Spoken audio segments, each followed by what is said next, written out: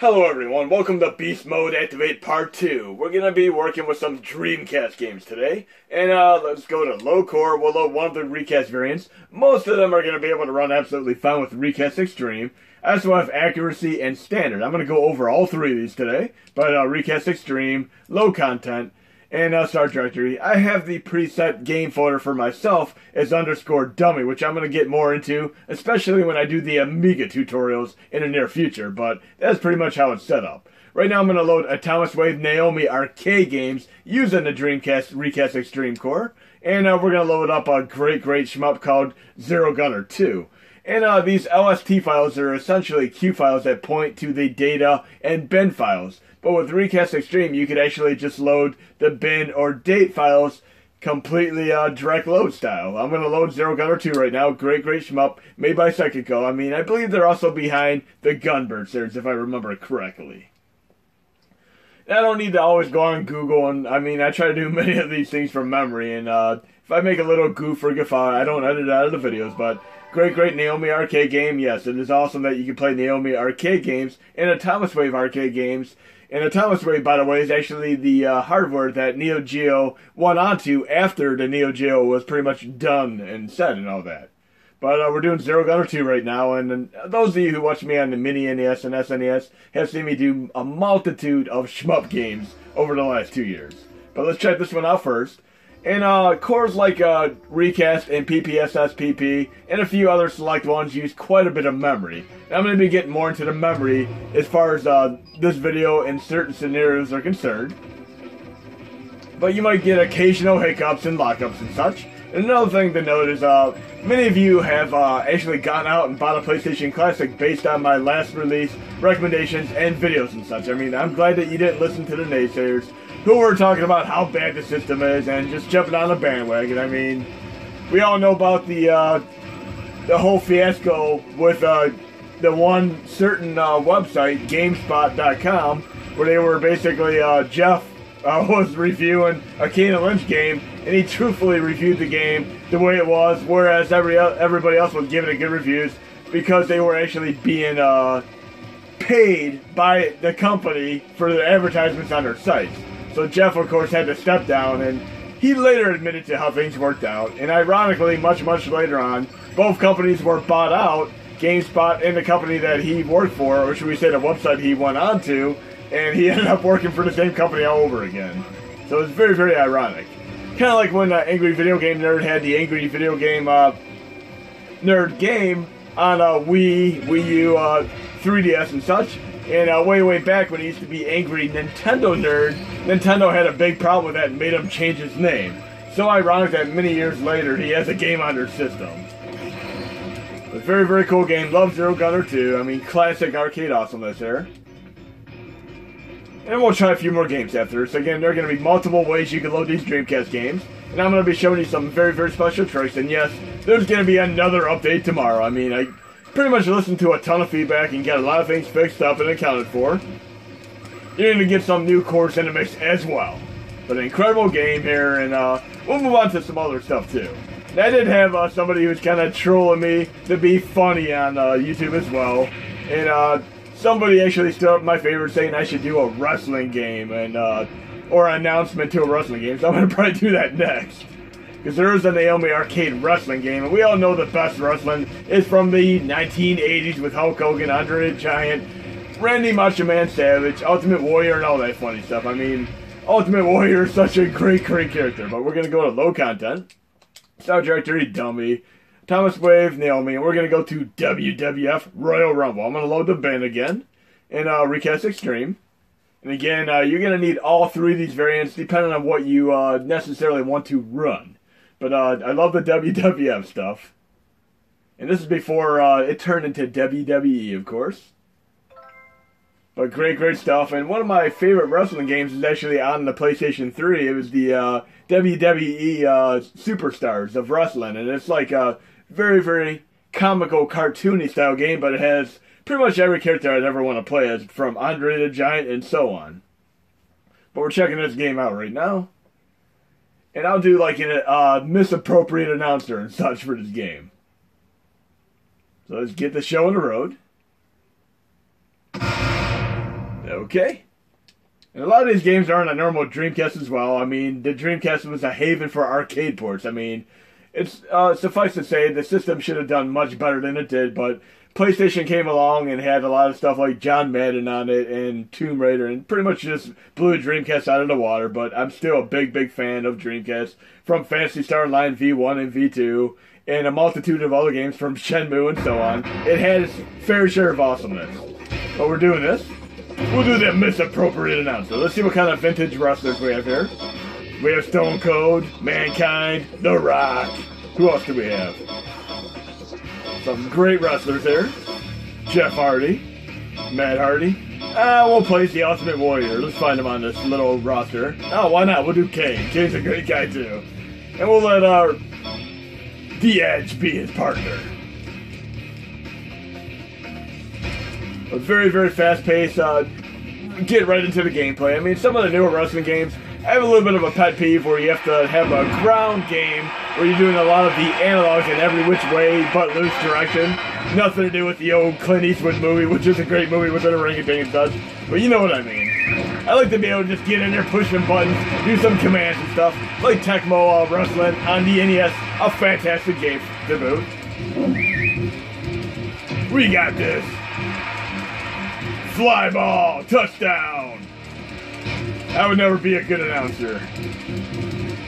I probably play more video game sports than I do watch actual real-life sports. But I definitely watch basketball is one of my favorite sports of all. I am from Cleveland, so I, of course, watch stuff like the Cleveland Cavs. With or without LeBron, of course. Choco, there we go, yes. See if I can remember any of these moves like the DDT or the... Come on. Pile driver. I got this.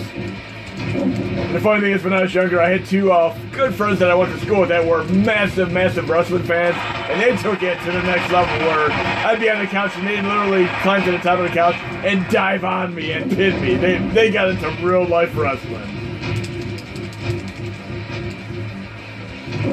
This game plays pretty insanely awesome. Definitely can't go wrong here. I'm gonna have to look up some of the moves here because this is incredibly cool.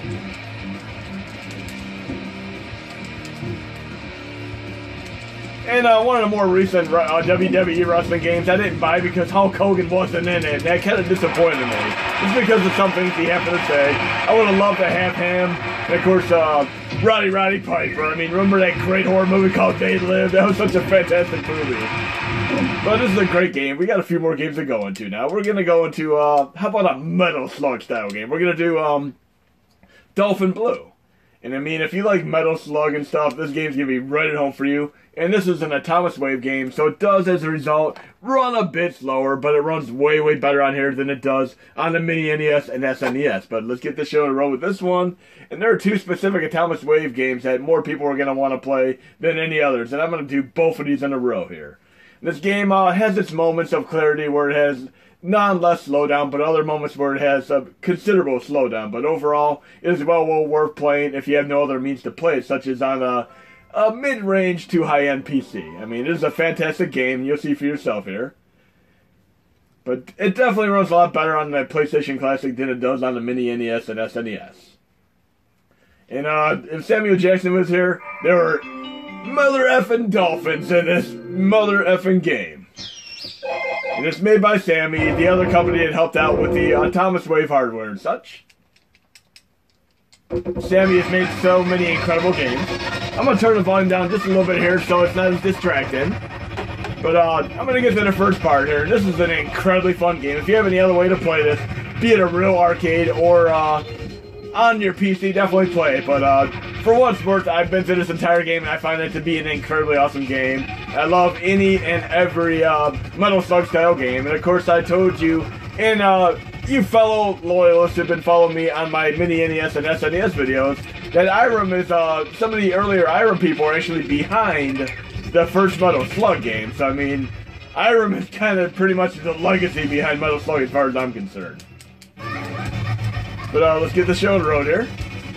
Now I'm going to get to one of the moments where the slowdown isn't as severe, but right now, it's still playable enough for me to thoroughly enjoy it. Again, this is going to go out in the update tomorrow with a few other things, which I'm also going to showcase throughout the course of the rest of this video.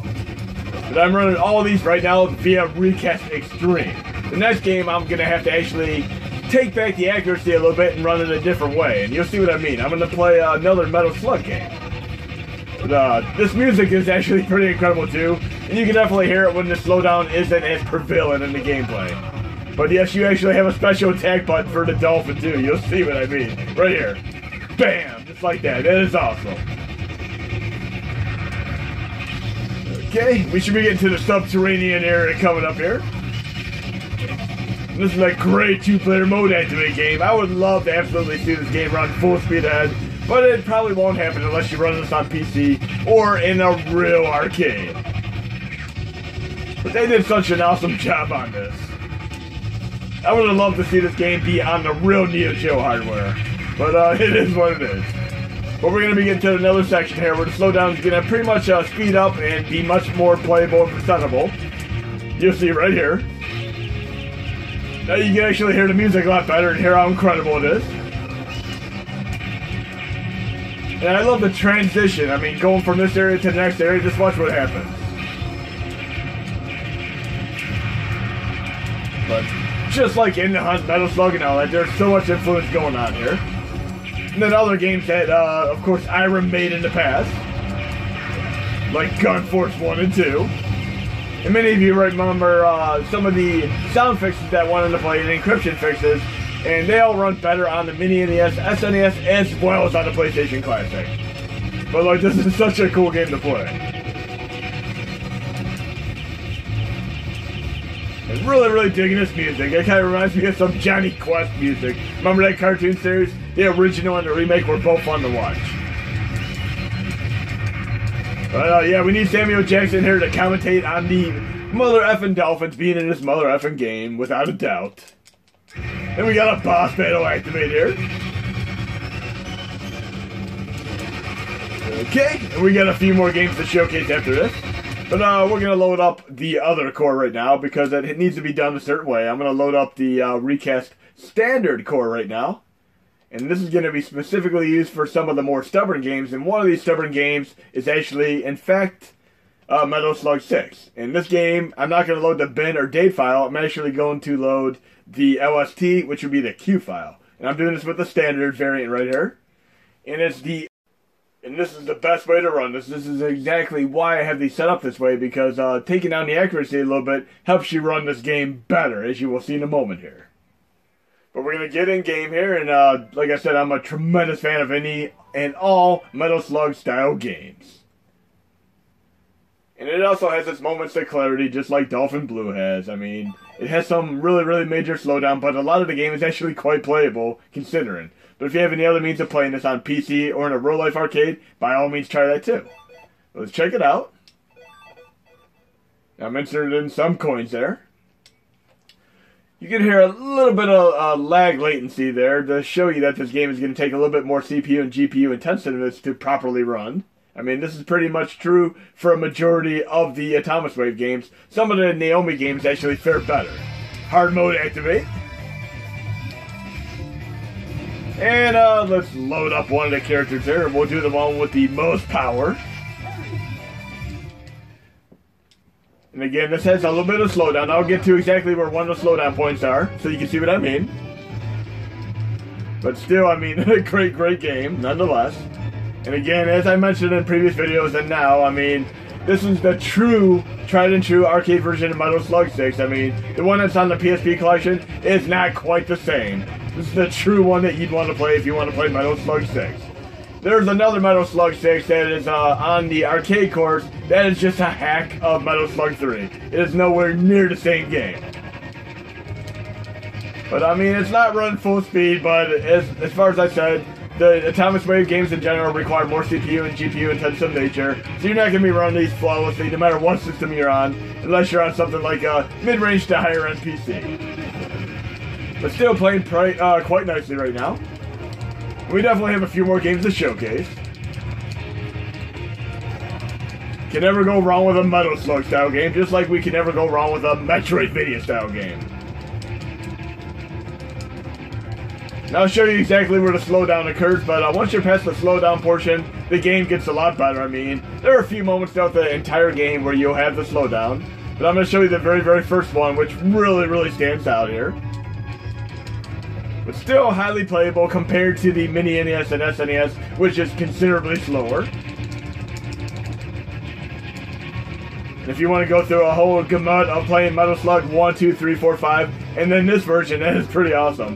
And I wouldn't I would tell you to try out the Neo Geo Pocket ones too. Those are both incredibly awesome.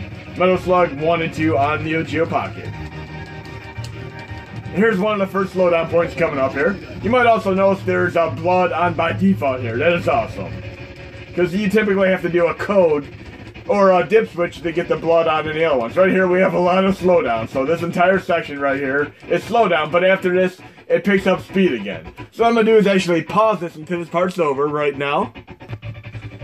Yeah, the slowdown takes about a minute to get past, but it's a little bit unbearable if you are not patient. But once you're past it, the game's back to nice speed here. Well, nice considering what we're running on. But much more playable again. You can actually hear the music a lot better. We'll do a little bit more of this game, and then we'll try a few more games. Maybe another shmup or two as well. But I've been through the entirety of Dolphin Blue and Metal Slug 6 on Thomas Wave here on both the Mini NES, SNES, as well as the PlayStation Classic to compare the results of these. And there are other games you can play as well. I mean, as I mentioned, Irem is behind quite a few. Like In the Hunt, of course. I mean, In the Hunt's probably the best Metal Slug style game that you could ever conceivably play. Now I'm going to introduce you to a new concept that's going to go out in the release as well. Some of you might not be aware of this, but I'm going to go over it after this. Right now we're going to load another game while we're here. We're going to go to Load Core. I'm going to go to Recast Extreme yet again. Load Content, Start Directory, Dummy. And we'll go to the Dreamcast folder this time. Let's see what we got here. We're going to load this incredible game called Sturmwind. This is one of the best shmups there, and people say that Dreamcast has died, but 20 plus years later, the system is still going strong. In games like Sturmwind, and of course Last Hope, Pink Bullets, and even stuff like Battle Kid 1 and 2, Mystic Origins, and so on the Nintendo, I mean, these are games that are coming out nowadays, but these systems are from 20 plus years ago. It shows that these systems are never going to die, as long as there's a fan base and end user base as well. But let's get the show on the road here, and this is one of the most incredible games that I've probably ever played homebrew-wise. It has a very, very cool lens flare effect, and you're going to see this little epilepsy warning here. So if you do have any tendencies for epilepsy, then you might want to squint your eyes or stand out on this one, because it is going to be a lot like watching Danny Boyle's Sunshine sci-fi movie. Great movie, by the way, with the lens flare effects and such. Danny Boyle is a director that has an incredible resume. I mean, I like all his movies, from his earlier ones such as Shallow Graves, up to, of course, Slumdog Millionaire, which won Movie of the Year, 28 Days Later, one of the first movies ever to have running zombies. And then, of course, Sunshine. I'm a big sci-fi fan, and especially a sci-fi horror fan, like movies like with Event Horizon, not done by him, but it just comes to mind right now. And I'm also going to show you a few other things today. I mean, I'm showing you different ways you can load these games. You can load the normal Dreamcast games, like I am right here, CDI, GDI, and CHD, and so on. But you can also additionally load the LST files, which are the Q files, for the date or bin files. And then you can even do direct loading of some of the Naomi arcade games, which I'm going to show you as well. It is not as compatible as the list file method, but I'm going to show you it anyway. But great game here, and it kind of reminds me of playing Salamander 2, Gradius 5, and some other fantastic gem shmup games throughout the years. They did such an incredible job on this one, though. And this presentation reminds me of some of the 1980s cartoons, such as Star House. I mean, there were some great cartoons. When I first got online many years ago, one of the first things I collected were old 1980s cartoons and TV shows that I grew up on and wanted to just relive. But look at that incredible lens flare effect there. Truly one of the best gems that has ever been on the Dreamcast, and not officially released, of course, but it was a fan-made game, which would be also known as homebrew. And this is a lot like R-Type. You can do a charge blast. Just check this out. You can actually perfectly time it and get a nice blast out of it, or it can even overheat, like there. Bam! you get a nice little combination of time in there, kind of like when you do a start off the start line for games like Mario Kart, where you either peel out or you'll do a nice little boost if you do it timed right. But again, another great game is Last Hope Pink Bullets, which I'm going to get to as well in the next video. We'll say part 3 for the Extreme video. Beast Mode activate. But you're going to get some of this crazy lens flare effect that I'm talking about in the next minute or so. So beware, be forewarned. It is upcoming. But vibrant visuals here. I mean, a true technical achievement in shmuppdom. There we go, some awesome effects there. They got some nice assets to work with on this one. They didn't really have the normal format that the games when came on the GD-ROM. They actually had to do a lot of these on CD-ROM instead, later on.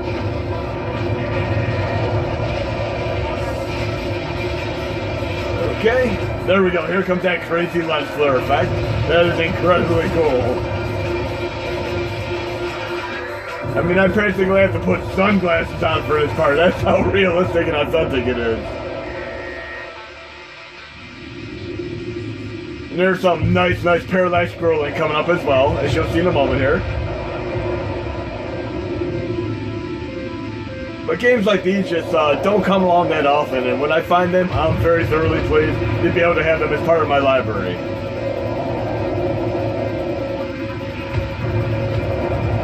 Definitely keeping my attention today. And there are a few more of these that I'm going to showcase within succession right now. We'll jump onto a direct arcade load game, then we'll move on to another one of these homebrew games.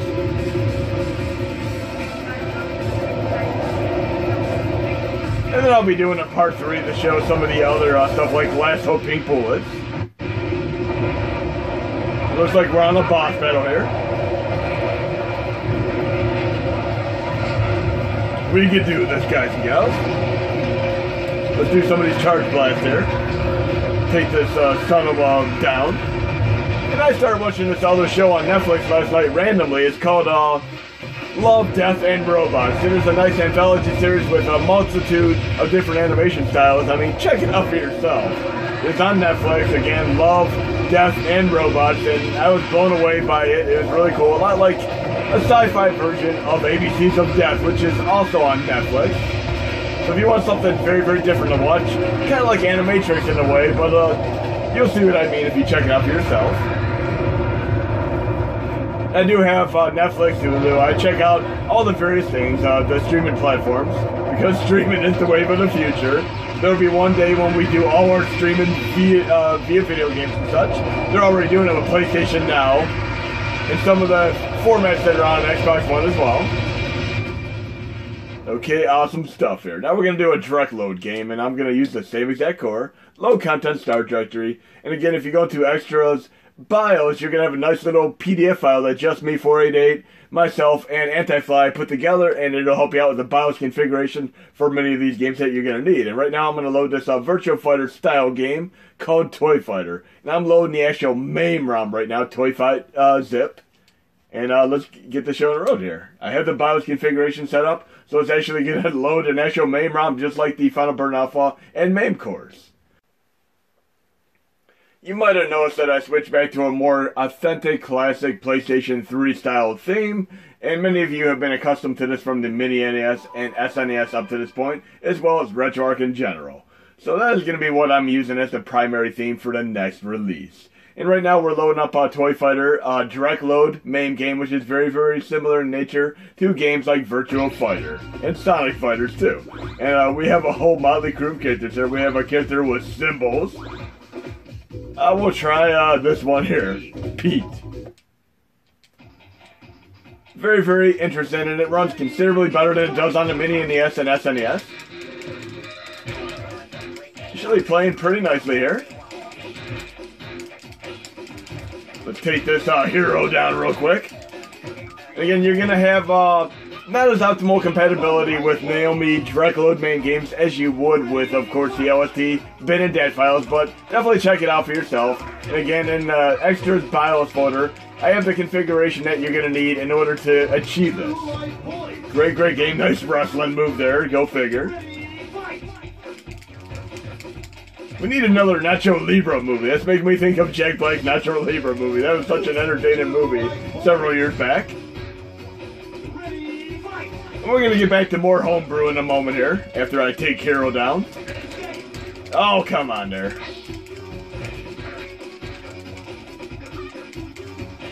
I can imagine this game being on either Sega Saturn or Dreamcast. It definitely is very fitting of both of those systems. But right now we're going to load up another homebrew game, and for those of you who are fans of wrestling and legendary action, you're going to love this game. So I'm going to load content, start directory, dummy, and I'm going to go to the, we'll go to the Dreamcast folder, and I have this game called Volgarr the Viking. Very, very cool game here. And again, like with the Sturmwind, there's a slight epilepsy warning on this game. And I forewarn you, due to a little bit of a graphical glitch, there's some extreme flashing at the initial portion of the title screen. I will give you a heads up of when to turn your head away, if you choose to do so, and when to turn back. Okay. Turn your head away or don't pay attention for a few seconds here. I will tell you when to look at the screen again, because you're going to get some extreme flashing, which we don't want to see. It's pretty bad. But once we're in game, everything's nice and kosher. Keep your head turned. Keep your head turned. Right. Not yet. Not yet. Okay, you're good to go. Again, if you're a big, tremendous fan of Legendary X on TurboGrafx 16, or Raston, or Roston, as you'd like to pronounce it, for the arcade, you'll be right at home with this incredible game. Even has a little bit of a Shadow of the Beast tendency, a great God of War style soundtrack, very, very nicely made homebrew game. It has some cool movesets as well, as you'll see in a moment here. Getting overwhelmed by enemies this fast. Nice Splatterhouse blood effect here. Sounds great on my sound system. Nice repertoire of moves, as you'll see in a moment here. Oh, great. Trap there.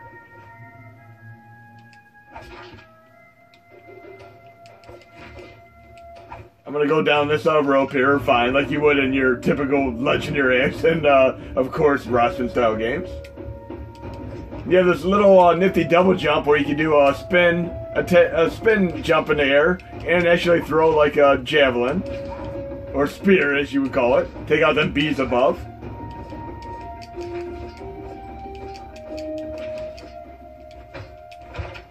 Better be something cool in that chest. There we go. See if we can get anywhere here. Oh, great. Oh, I love that spin attack. That's great stuff there. That is awesome. Slice and dice midair. Kind of reminds me of the Very attack in, of course, Metroid.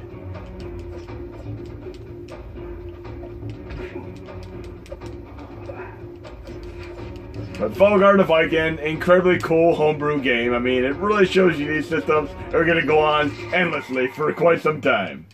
And we're going to move on to doing a direct load of another arcade game. We're going to go to low content start directory. And this is one that Dan Games was talking to me about. I just want to show you guys and gals how this runs in comparison to the actual Dreamcast version. We're going to actually do a pre-patched version of Marvel vs. Capcom 2 where all characters are unlocked. And we can load it with this version here with the LSTQ file, or we can do the bin file directly if you're using Recast Extreme. So we're doing Recast Extreme right now and doing a direct load of the actual bin file. In the words of a certain viral video, ain't got time for that. I'm not going to spend all day, all night, all week, all month, all year trying to unlock all the characters so I can do two-player mode activate with my friend, loved one, or relative, or be stuck behind a paywall where I have to do microtransactions like in Star Wars Battlefront 2 or even Forza 5. I want to have the base game with all the characters already there, ready, inclusively included. But, of course, we can play the Dreamcast version of this, the port, and do the Cheat HMod and have all the characters unlocked that way, or load the bin or DAT file, which I did right here, or even the LST, which is essentially the Q file, put into the data files, like with Sega CD or PlayStation 1 accordingly. But I love that Namco did something completely in contrast to what was done with the specific company, which I'm not going to mention because I'm still a fan of them, even though the misgivings of what they did with that little fiasco with the pay grade for characters to unlock. We're going to pick Spider-Man here. Who else are we going to pick? BB Hood. And how about Strider High Ryu as our final character. But yes, you were able to get the Snoop Dogg stage and the other 4 unlockable characters from the get-go when they were thrown out into the wild, not have to pay for them. More companies and games need to do this. You might also notice another thing here, the graphical glitches that are present on the Mini NES or SNES version are not present in the PlayStation Classic version. Very, very nice and fast-paced. You're going to have better performance, stability, and speed on all 3 systems combined. Mini NES, SNES, and PlayStation Classic.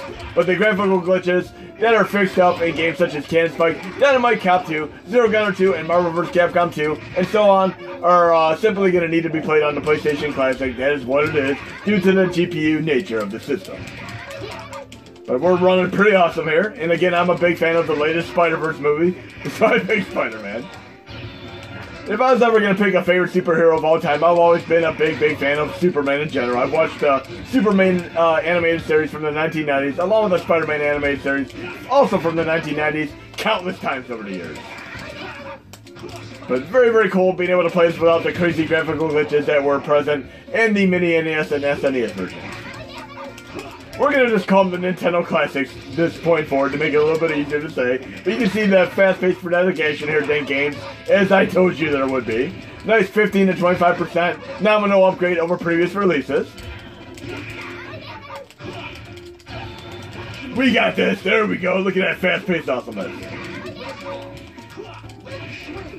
So 2-player mode activate, friend, loved one, relative. And I'm going to do a 3rd video, which is going to showcase some other awesome stuff. But hope you enjoyed the video.